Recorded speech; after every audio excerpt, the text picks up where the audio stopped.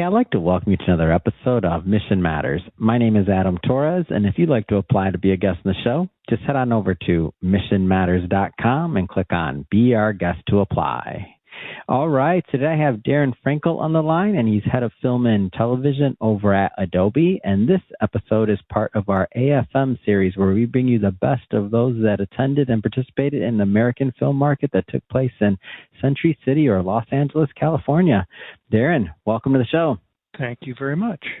All right, so we got a lot to talk about today, so we're going to get to the benefits and dangers of AI in filmmaking and television. Definitely a big topic everybody's talking about, so I want to get into that.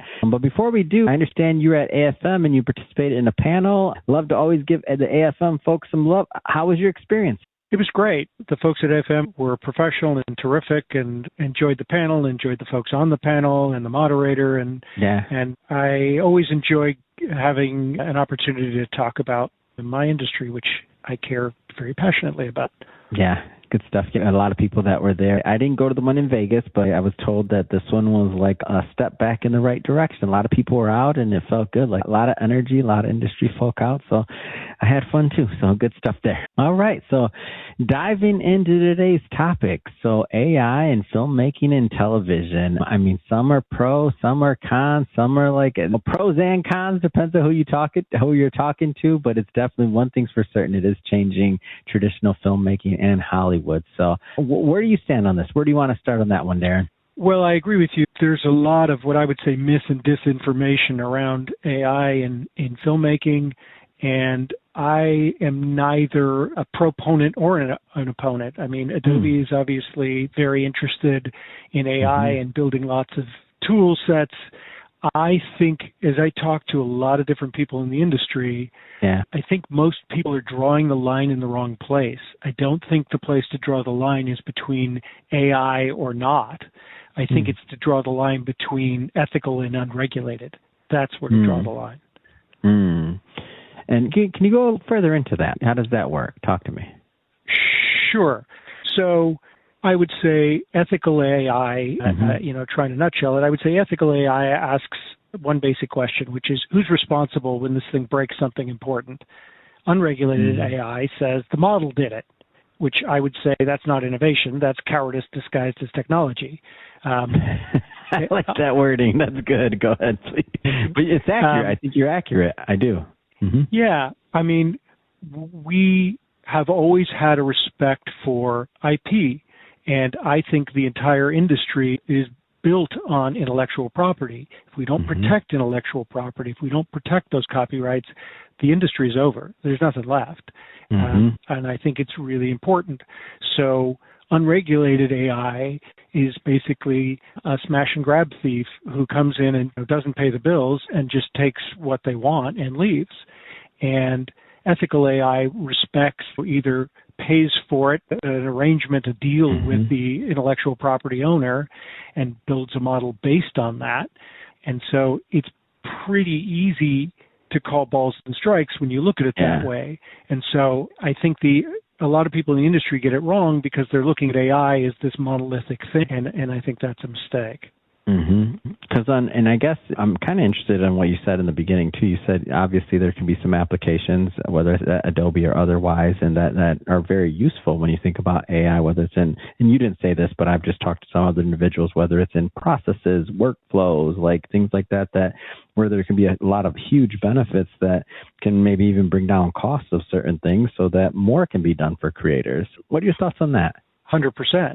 I think it's great when it's a tool. I actually moderated a panel at the Directors Guild a few months ago where we talked about that, specifically AI as a tool, AI to increase efficiency, and not sort of what I'd call the Jetsons view of AI. Not when people go, oh, we're all going to be in flying cars. Okay, great. Let's talk about what we've got now. Let's talk about the reality.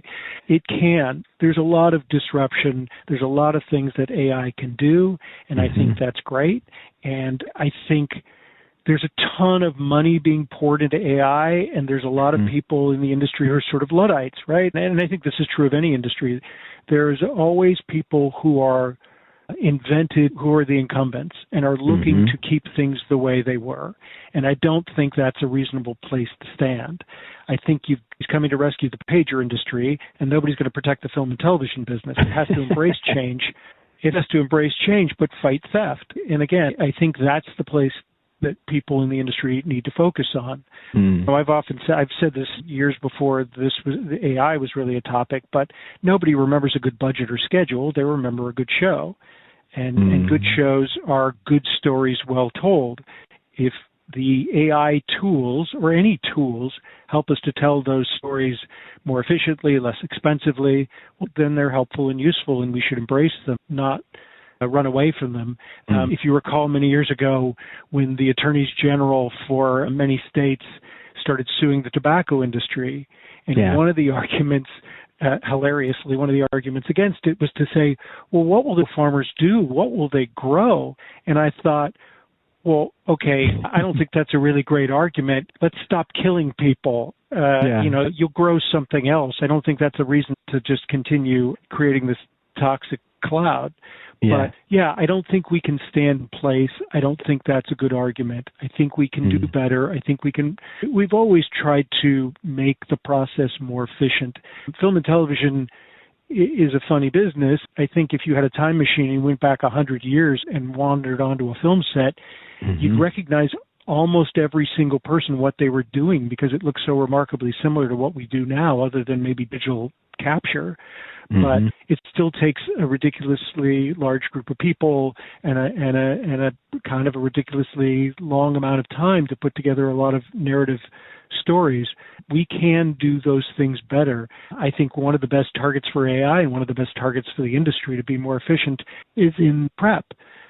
Figuring out what we're going to do. We don't have time to do it right, but we have time to do it twice is not a great business model.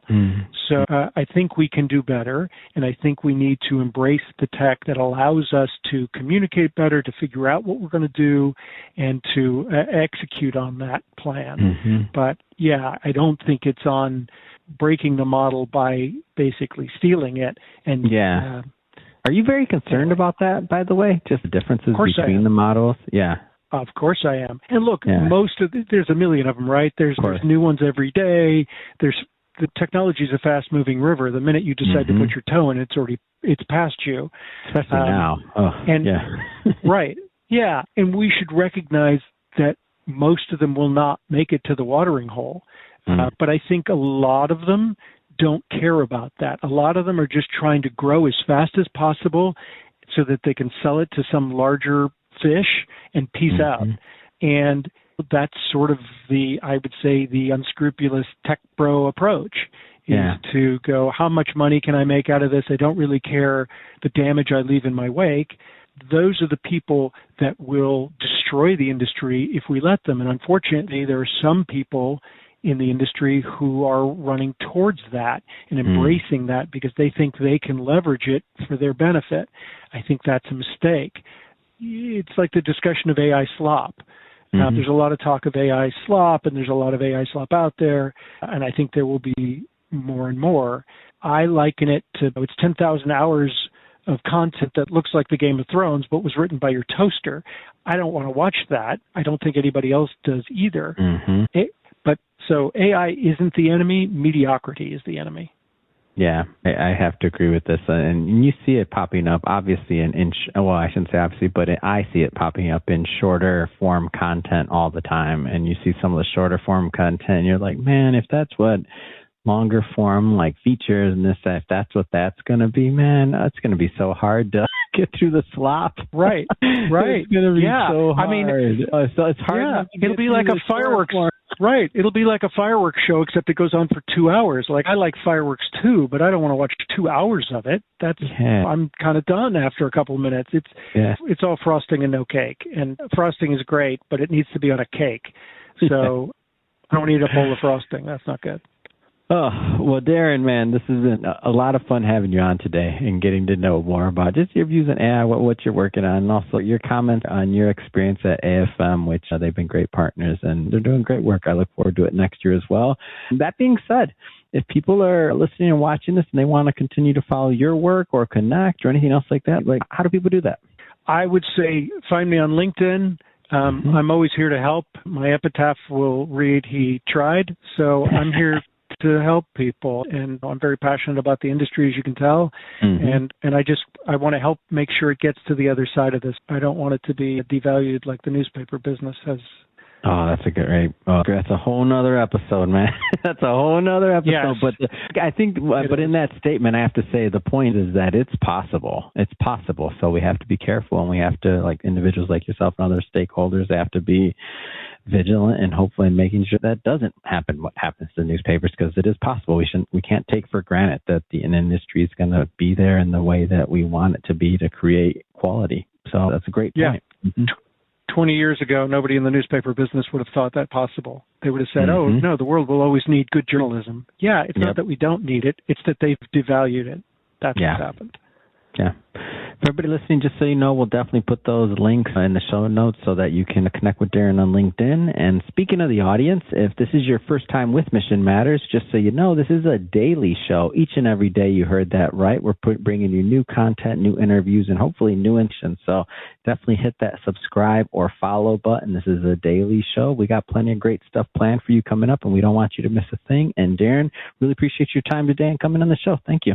My pleasure. Thank you, Adam.